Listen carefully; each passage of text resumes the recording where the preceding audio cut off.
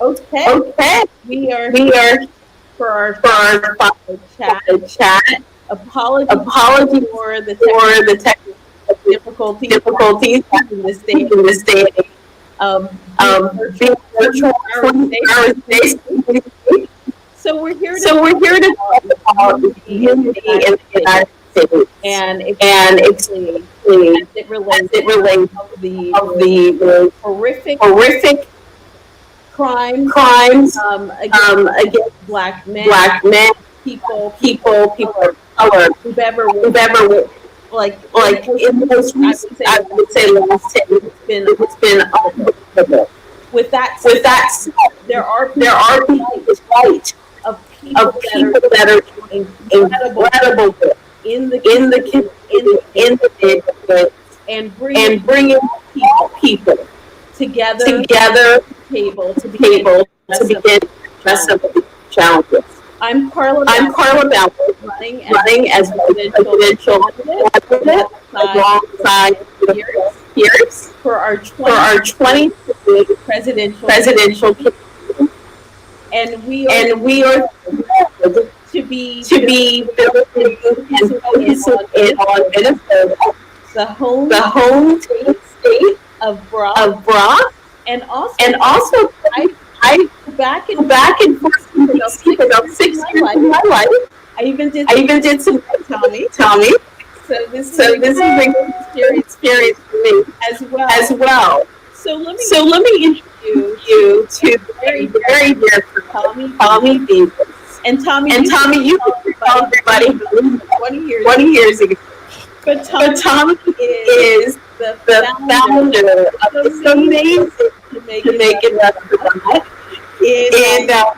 Minneapolis. And And it it is is my my pleasure pleasure introducing introduce you you an an old old friend friend and and someone someone that that is is leading leading the the way way and what and what many many businesses businesses are are doing, doing, especially especially in in being being able to able to still still stand up stand up and and serve serve customers customers beyond beyond and and through through COVID-19. COVID-19. So, So, Tom, Tom, this, welcome, welcome to to our our Fireside chat.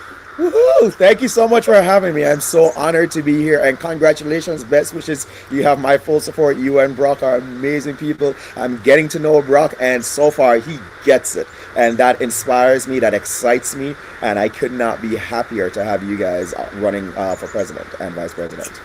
well, Well, thank thank you you for for that. that, Tom. You You and I and I go go way way back. back. Yes. So, do you want to, Why why don't don't we we start with talking about So imagine this young boy, fresh from Kingston, Jamaica, landing in Washington, D.C., with too much braggadociousness, if you will. And there was Carla, who was sort of like a mentor to me. This is when I was fresh out of college, undergrad in political science and economics at University of South Florida. And I'm like, I need to go to Washington to figure out, what to do next, because of course it was either that or go back to Jamaica. And I'm like, let's see what this is going to go. And there I was in Washington at the U.S. Chamber of Commerce, the Center for Corporate Citizenship, where Carla was, and she was doing such amazing work there, bringing companies to the fore, bringing companies to understand the importance of corporate responsibility long before it was trendy.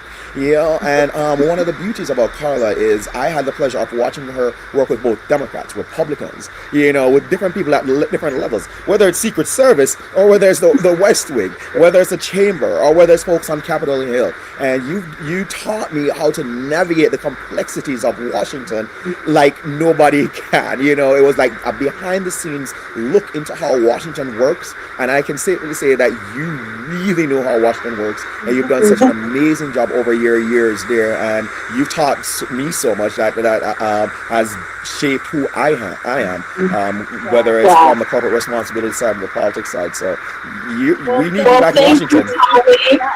Well, that was a tea for that. That was a tea for you.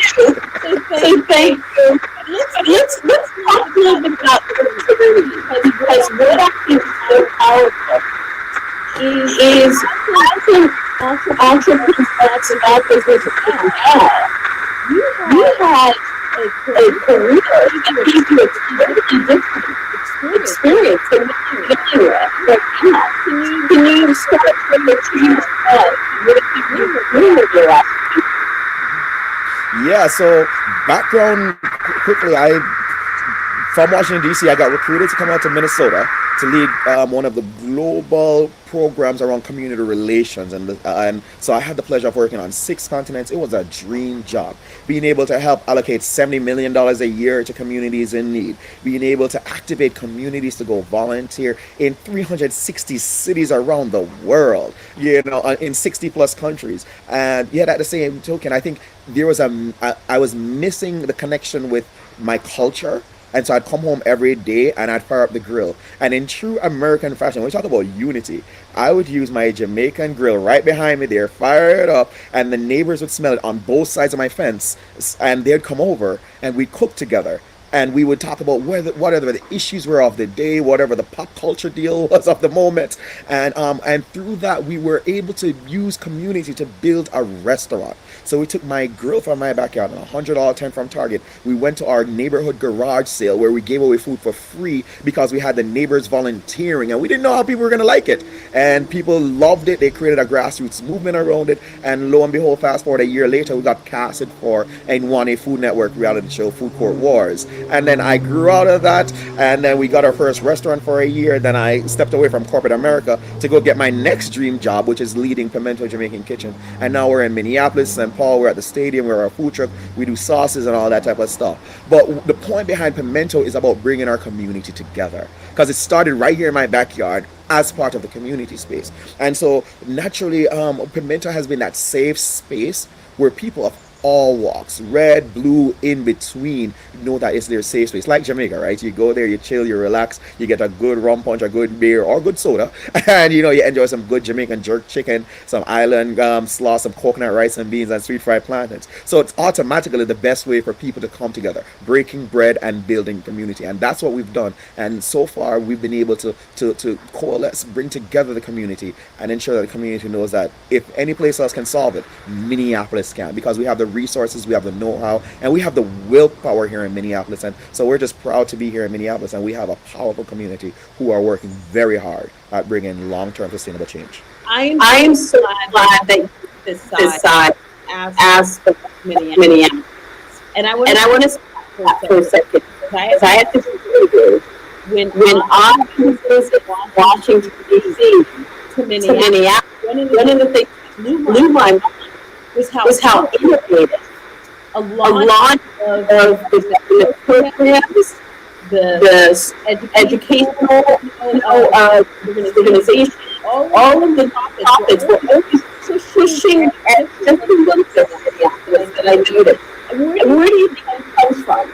Minneapolis and the Twin Cities in general has been a hub of innovation for a very long time. But in true Minnesotan fashion, we don't brag and boast about it. Think of it, 3M is headquartered here. We're land of innovation and land of 10,000 lakes. And so when we're in Minnesota, we also recognize that we're all immigrants. So everybody around here is like, oh, I'm Scandinavian, or no, literally, my family came from Finland, or no, I'm a first generation from Germany. And so we recognize that we have sort of like our own little rock. In Jamaica, we call it our rock. Jamaica is Jam Rock. So here in Minnesota, we see this as our little rock, where we can do what's right to build a better society for ourselves, our neighbors, and be a model for the rest of the country and the rest of the world. And so whether it's innovation like, food innovation, Minnesota is a hub for food innovation.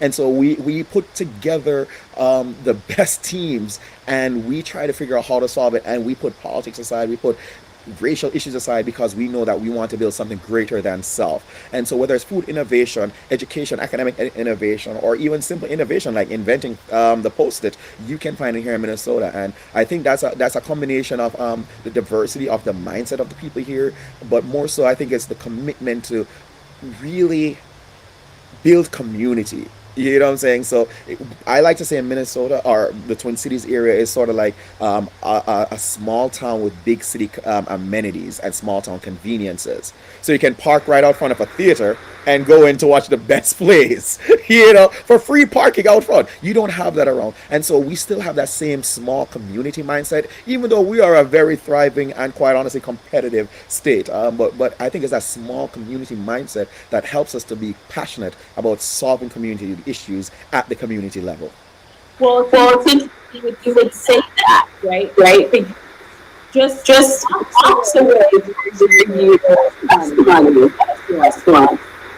A A cop cop with his leg to Mr. Floyd's neck minutes and 3 seconds. And to me, police this officer officer what you just said, this is this is a no. there There should should be acceptance of different people with with different people with different philosophies. What happened, Tommy, to have to have that level of that police brutality, taken up America? Well, to reiterate what you said, Minnesota is definitely a melting pot. I mean, we're the largest Somali population outside of Somalia. We're the largest Hmong population in the world. And we have a very thriving Jamaican population, I must say. But the issue that happened with Mr. Floyd is an issue that isn't unique to Minnesota. It's an issue that is not unique to the United States. It's a global issue where I think black people are targeted on the regular, whether it's Minneapolis, whether it's Kingston, whether it's Lagos, whether it's London.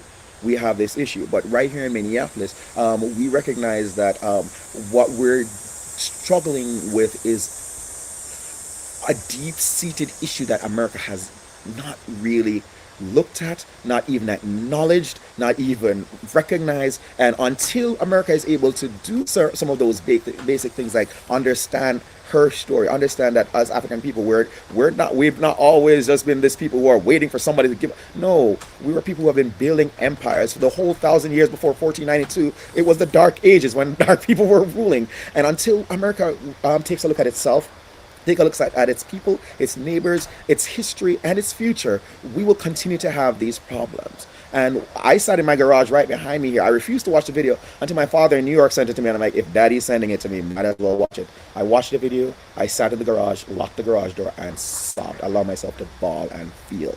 Because it is not right where I live in a very affluent, very progressive community right here in Bryn Mawr, Minneapolis. And for me to walk from my back door to my garage, I am personally afraid to take out my trash. Not because of my neighbors interest enough, and yet because I've started businesses with my neighbors. But yes, I'm afraid that the wrong neighbor might see and choose to take it into their own hands. Whether that's them trying to see if I'm up to no good, or them calling somebody to take care of somebody who's up to no good, and then how do I even explain that to my wife? I was literally taking out the trash, baby. She's not going to believe that, and across the country, you hear of black people are like, yeah, I can't jog in this neighborhood because I can get killed.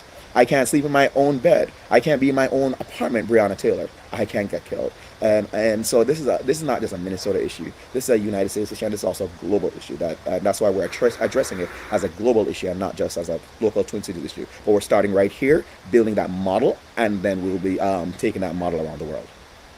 I'm so glad we're going there. Apologize. I hear the echo. So we're gonna try to go through this and figure out and our technical really anything that would break. But you sound great.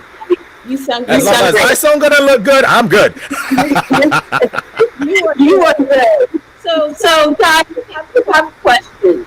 As we're going along, please feel free to put them in box below, and we will absolutely address them. So Tommy, what are the things that I offer really fast about what you talked about? Is this idea of incubating a solution within the access that you can take national, right? Now, what are some of the things that you did after Mr. Floyd's murder? Right. So one of the things is after Mr. Floyd's murder, I think most of us were shaken. Let's be honest. We were all weakened by this one. And if you weren't, that's a whole separate issue. And so I walked away, and so I saw it probably on Wednesday until the following day was Thursday, which happened to be my birthday. And I always, ever since Washington, D.C., I've taken my birthday off. But that Thursday morning, I got up, I went to the restaurant, and my employees were there, and we were all just weak. And I, of course, using my Carla Ballard hat, like, all right, so here's what we're going to do. Public-private partnerships. We're going to get the three sectors together, and we're going to solve this. And my team was like, but wait, we're in pain. We're hurting. We need healing. And above all, we have no food. Our supermarkets are on fire, or our supermarkets are closed. Our restaurants have been closed since COVID. We have nothing. So your public-private partnerships will have to wait. And so with that, we're like, all right, cool, heard, understood, and we went to work.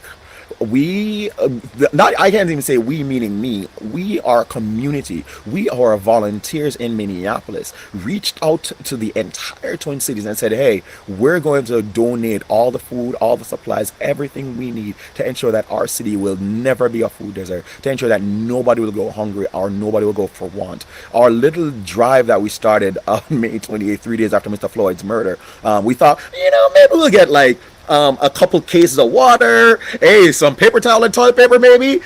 And within 48 hours, our 2,000 square foot restaurant was overtaken. That was on the Rumbar side. Within another 42 hours, our restaurant side was taken over. So now we're talking about 4,000 square feet filled from floor to ceiling of people who are coming in, donating stuff. And it is the most, I've done a lot of volunteer projects around the world, as have you, Carla. And we volunteer with the President of the United States, for crying out loud. And yet, to be able to be at a little community space where people have literally taken over traffic on one side, where cars are coming in, trucks are coming in with donations. Everybody's clearing out all their COVID supplies. Everybody's clearing out everything that you can find at the local stores, whether it's Target or the African markets or the Latino markets or the Caribbean markets, getting culturally appropriate food items to donate back to that community. So one way you have people dropping off products, and then the other way you have long lines of people who are coming to pick up product of all shades. And it wasn't a money thing, because it's an access thing. If you live in a food desert, and if the entire city becomes a food desert because all the supermarkets are closed, or all the restaurants have been closed because of COVID, people had nowhere to turn. And so we were pleased that our neighbors came together, and we're donating, whether it was diapers, whether it's milk for children, whether it's children feeding, whether it's sanitary napkins, whether it's AC units, because Minnesota gets hot in the summer, surprisingly. Even face masks. We had fire extinguishers. We didn't even know that in America so many houses lack fire extinguishers, smoke detectors. And so some of these basic supplies is what our community recognized that their neighbors needed, and they were able to bring it over. And that's how we sort of created this. And it was 100% volunteer driven. We started getting donations from all around the world. People are using Amazon to send us stuff, and we would just have UPS trucks pulling up one after the other with even things like insulin, because the needs in America are much greater than we recognize. We tend to pretend as though, oh, it's those poor people, or it's those people of color, or it's those, but no, poverty is throughout America. It's interwoven throughout capitalism, and we have to recognize that something has to be done to take care of each other. And even though community is important, now's the time for us to solve some of these serious underlying issues. Food deserts, racism, representation. These are some basic things that we can all solve very soon. And so we started off there, and now we're building it and taking it to the future. What do you say, Tommy? That was not easy, especially in light of the protesting that came after. And so of all of balance, serving the community while protecting it. And where's next in terms of small businesses, right? So let's kind of go through. You had immediate reaction, receiving donations, getting donations. How long was this period until you transition to the next, and then what particular next stage was? Okay, so while we were doing the donation drive, we were still building the plane as we flew it, and so we recognized that so we're treating it like a disaster relief, right? So with a disaster, you're like, get them their blankets, get them their water, get them their whatever it is they need for the immediate response. But at the same time, we were planning for the midterm, the near term needs. And so one of the things, sorry about that. And so one of the things that we did in the near term is we started doing healing sessions to where we bring together the entire Twin Cities to come out to the restaurant. We took over the parking lot, socially distancing people, of course, and we were doing yoga in the streets. We had poetry, we had art, we had the entire city that was already boarded up from the uprisings. We turned all of those into beautiful murals that we're going to be putting in museums now. But beyond that, the next stage of that was how do we bring together the leaders? So healing was important, and how do we bring together the leaders? Because the mayor is right there, and the mayor's like, well, I'm gonna take care of it, but it's their fault. I'm like, aha, I got you. So here's what we're gonna do, Mr. Mayor. We're gonna invite you and your friends and everybody else, and we brought together the 150 most influential people in the Twin Cities, whether it's the mayor, whether it's the city council, whether it's the Black Lives Matter, whether it's you name it, the religious groups, the business community, the entrepreneurial community, 150 of the leaders in the Twin Cities, and we brought them together with one goal. What does liberation look like to you?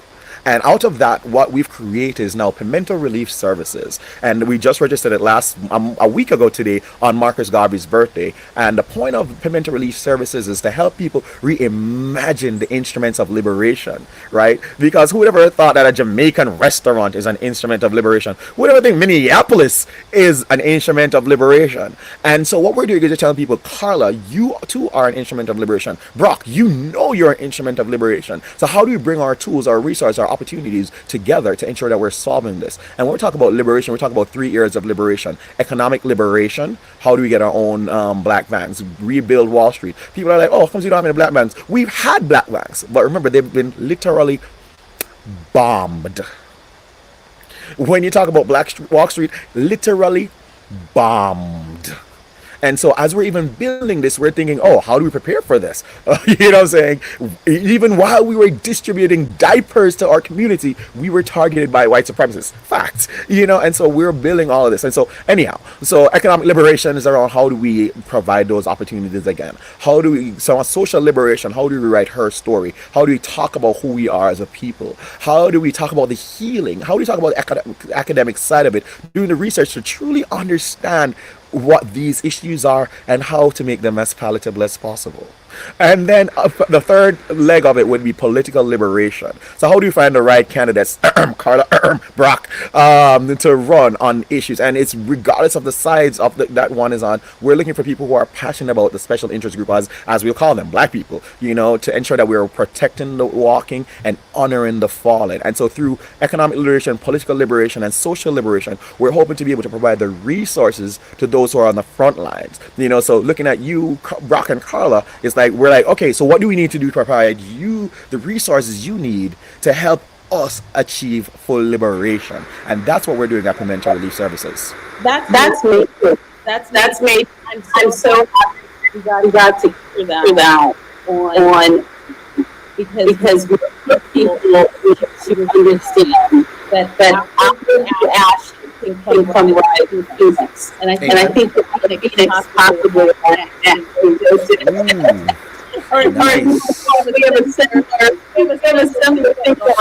I'm rocking the Lion of Judah from Selassie and Ethiopia. Talk about liberation, right? Phoenix and the Lion of Judah. Can't go wrong. So with the Phoenix and the Lion of Judah, yes, absolutely. So one of the things that you just said, right?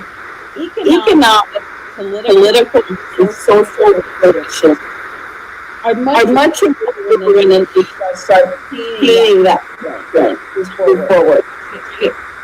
Let's talk about Black Lives Matter in Minneapolis and what you're doing from a platform perspective. And do you think it's effective, not effective? Dear friend of the committee, the founders, even she talks about sometimes that each chapter is a bit different, right? In terms of what you're delivering within the city of the state. So what is Black Lives Minneapolis doing there locally? First, let me be very clear. I do not represent Black Lives Matter, nor am I formally a part of it. so they say, or so I say. But to your, so if I understand your question, what are they doing and how effective is it? Well, I think Black Lives Matter, like in Minneapolis, like the rest of the country, it's somewhat disparate and somewhat disconnected. Where because it is individual driven, it's local driven, it's people driven. Gone are the days where we're like, okay, who are going to elect to be the leader of this? And because also a lot of people are scared to be the leader of this because the leaders have been killed. Let's be honest, right? And so I think with the new generation of leaders, it's like, no, we all have a role to play. They're great speech givers. They're great protesters. They're great fundraisers. They're great politicians. And it's everybody doing their own role to sort of like help us bring the results that we're looking for. And so what we're trying to do through Pimento Relief Services is instead of having buffaloes going in different direction, how do we get all those buffaloes united and charging towards the River Nile together? And so what we're trying to do is ensure that we create like a confraternity, if you will, of where we can get the leaders together, whether and it's not just Black Lives Matter, it's everybody, what I'm saying, coming together. And as they talk about, is it effective? I think the effectiveness is, one, we're talking about it, so that's a win. Two, people are scared, rightly or wrongly, what I'm saying, but nonetheless, change is coming. The revolution itself will be healing. It is going to be hard to get through this, but we have to get through this together.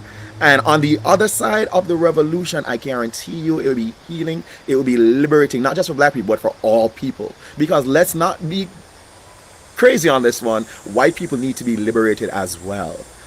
And by us doing this together, we're going to get to that point of liberation. We're going to feel that healing, and we're going to build a better community. And in terms of like what Black Lives Matter is doing, I would safely say that don't be distracted by any of the negativity. That for the record, I have personally seen that Black Lives Matter are the ones.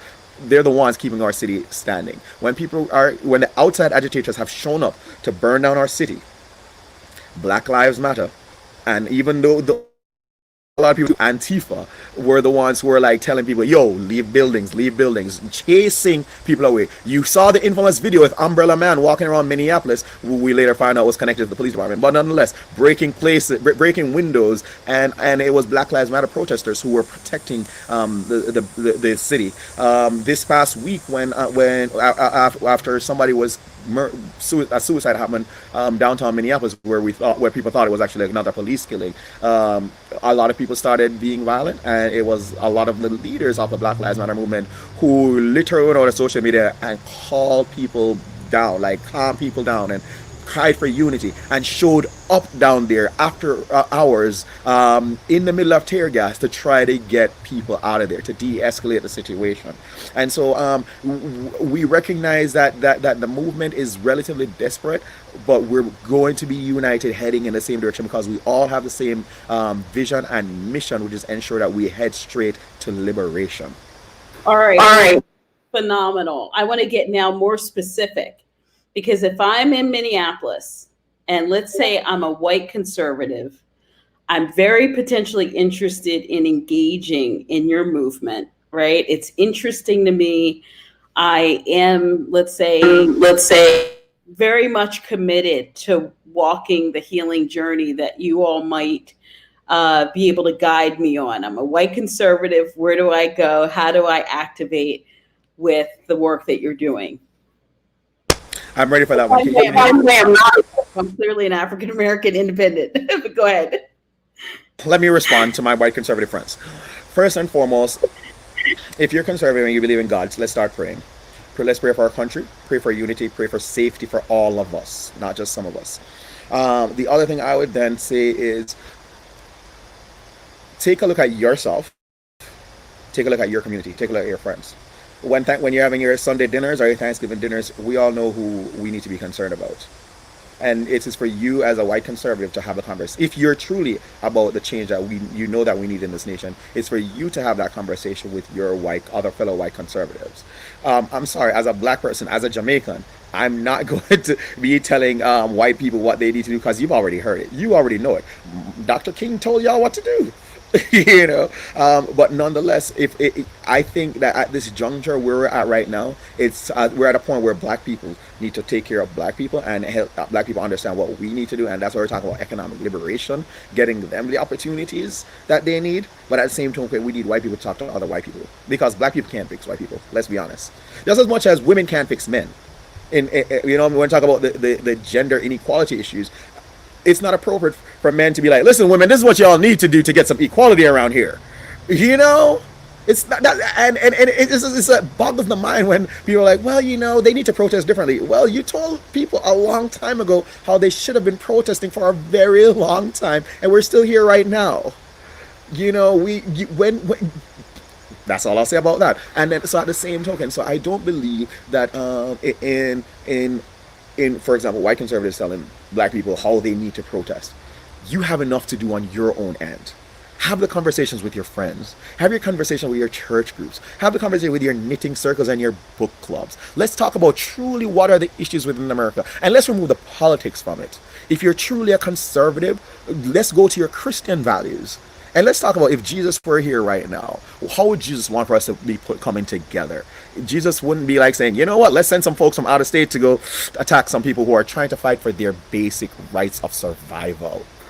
Well, now you could be a Jewish conservative, you could be a Muslim conservative, we know that, right? But I think to your point that you're making is that there's an opportunity for us to really identify those things that are of interest to us and ask and look at the highest sort of aspect of the beliefs we all have, and what can we do to kind of bring together a much more unified country as a result. And that's something that Brock and I are really committed to, obviously, because we both chose to go down the non-divisive pathway. We've both promised that we would not be talking negative at all about any of the other candidates running.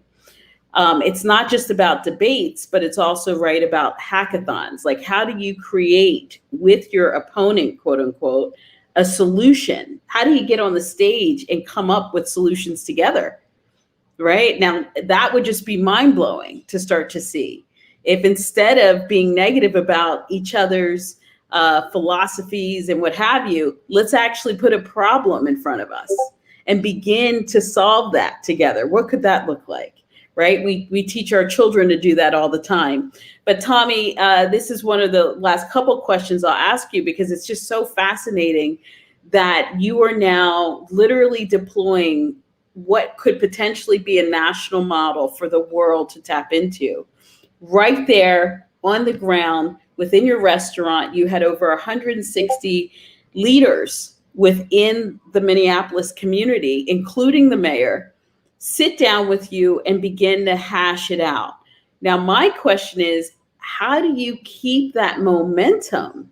We had Trayvon Martin, Breonna Taylor. I mean, I could go on and on and on.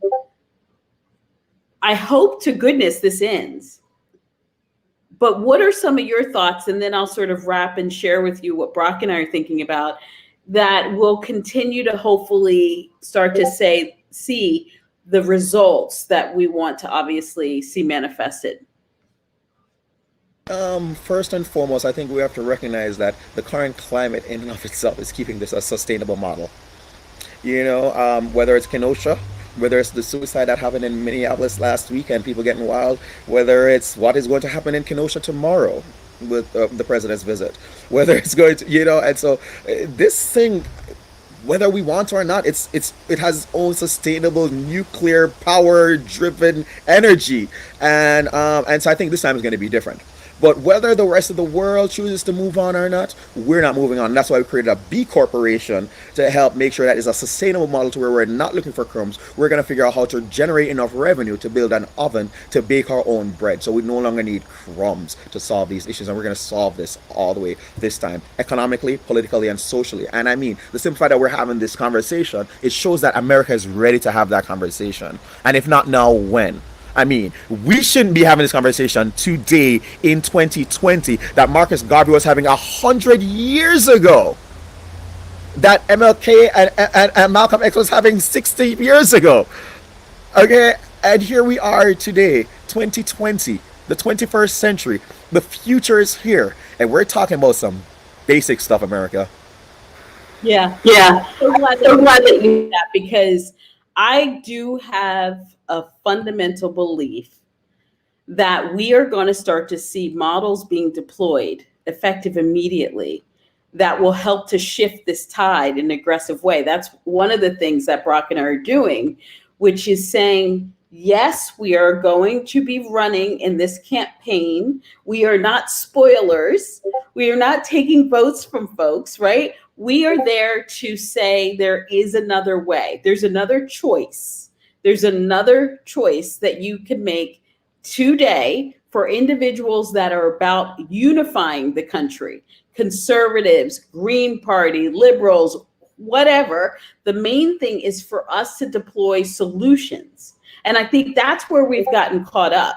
So, what you're doing in Minneapolis, and I think what all Minnesotans are really passionate about now more than ever, are being able to bring forward models that the country can leverage, that Minnesotans can leverage, so that you guys truly can be that beacon of light for the entire country, because it really was the beacon of something absolutely atrocious. And now it's almost a must, I think, that, all people come together, whether you're in Minnesota or not, and figure this out once and for all. One of the things that we're excited to do is we're coming out your way tomorrow morning, which will be super fun to have some more time in a state that I love, in the Twin Cities. It's just amazing, guys. So if you haven't visited Minneapolis, wear your mask, do whatever you have to do, come and visit. They need our love now more than ever. I know the country needs our love now more than ever. And we are thrilled to be kicking off some really exciting announcements there in the state. And we will get to see you as well and your incredible restaurant. And what is that the chicken that I love so much? What's on the Bacon jerk chicken, or you're talking the chicken wings? Those wings, you love those wings. Come on over to Pimento. You guys have to make sure you come on over, because it is phenomenal. Tommy, it has been such a joy. If there's one last word you want to give to everybody, feel free to. And we will. Oh no, I think what you said is so encouraging and inspirational. Where you're talking about the uniting of America. It's unfortunate that the mainstream anything isn't really focusing on uniting America per se. And I think one of the things that makes people come together are their common values and their common beliefs and their common mission. And if we have a common mission of uniting America, if we are truly about, if we have shared values about building a more perfect union, if we truly have a belief system around how do you say, making America that true beacon of hope for so many people, now is the time. And I think uniting is the only way we can do that, and nobody has been pursuing that. And it speaks volumes that you and Brock right now are focusing on that unity, that uniting of America that we so desperately need at this time. So congratulations to you. Best wishes. We're here for you. Minneapolis is here for you. I'm here for you. So best wishes, man. Oh, Tommy, thank you so much. And just encourage all of you, if you are learning more about the people campaign, if you want to make a donation, go to Brock.org. Every Wednesday, we have town halls. This Wednesday, we're going to be talking about social justice and Black Lives Matter. That's our national town hall with some incredible speakers and guests like Tommy, which is really exciting. Thank you again, Tommy, for coming on. And the following week, we're going to be preparing for an incredible conversation around our first responders, our veterans and military families. So thank you, Tommy. This was fantastic. And let's continue to unify America together.